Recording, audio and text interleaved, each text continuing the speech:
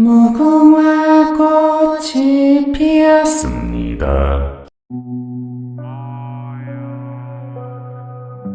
The Philippines is known for its pristine beaches, beautiful women, Jose Rizal, and Manny Pacquiao. But, hidden beneath its surface, are lesser-known facts and trivia even Filipinos may not be aware of.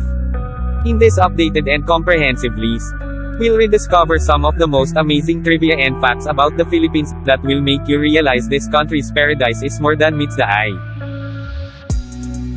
Number 1. Juan Luna's Dark Side. Juan Luna, a Filipino painter renowned for his prize-winning work Spoliarium, killed his wife and mother-in-law in a fit of rage. In 1892, Juan Luna, famous Filipino painter of 400 masterpieces, was involved in a bloody murder at their Paris home. The victims, his wife, Paz Pardo de Tavera, and his mother-in-law. It is said that extreme jealousy forced Luna to pull the trigger. He was later acquitted of the crime.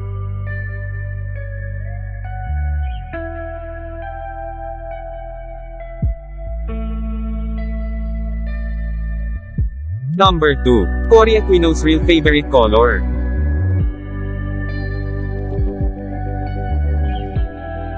President Corazon Aquino, who has been associated with the color yellow since the EDSA People Power Revolution, admitted that her favorite color was actually red. The late President Corazon Aquino, as well as the EDSA People Power Revolution, are best remembered through the iconic yellow ribbon.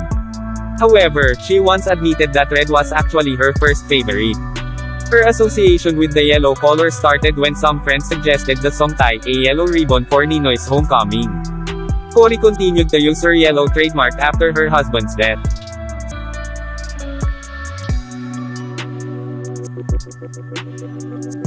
Number 3. The Pepsi number fever fiasco of 1992.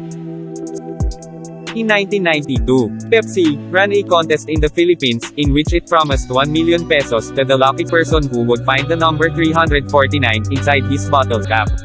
Pepsi went on to mistakenly print 800,000 winning caps, leading to outrage and death threats to Pepsi executives. Dubbed as the number fever, the promo offered by Pepsi Cola Product Philippines promised to give 1 million pesos to whoever would get a bottle cap with the numbers 349 printed on it. As it turned out, there was a technical glitch. Pepsi accidentally printed 800,000 caps with the winning numbers. In the end, the company spent more than 200 million pesos to pay up to 500,000 disappointed claimants. The case of the infamous Pepsi 349 fiasco was finally closed in 2006. Number 4. A former military captain in the Philippines who died in the sinking of Titanic. Major Archibald Bott, a military captain in the Philippines during the American colonial period, died in the sinking of Titanic.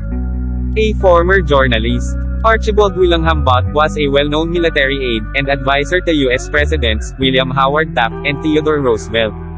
He joined the army who fought during the Spanish-American War. After the war ended, he was assigned to the Philippines as a volunteer and later promoted to assistant quartermaster with the rank of captain. He stayed in Manila until July 1903. In 1912, after a short trip to Europe, Bott embarked on the Titanic to return to the US. Sadly, he was one of the victims who perished when the ship sank. His body was never recovered. Number 5. Jazz Cola, a cola brand specifically made for the Visayas. Jazz Cola, a beverage produced by the Coca-Cola Company, was specifically made for Filipinos in the Visayas region. Jazz Cola is a brand of cola produced by Coca-Cola Company exclusively for the Philippine market.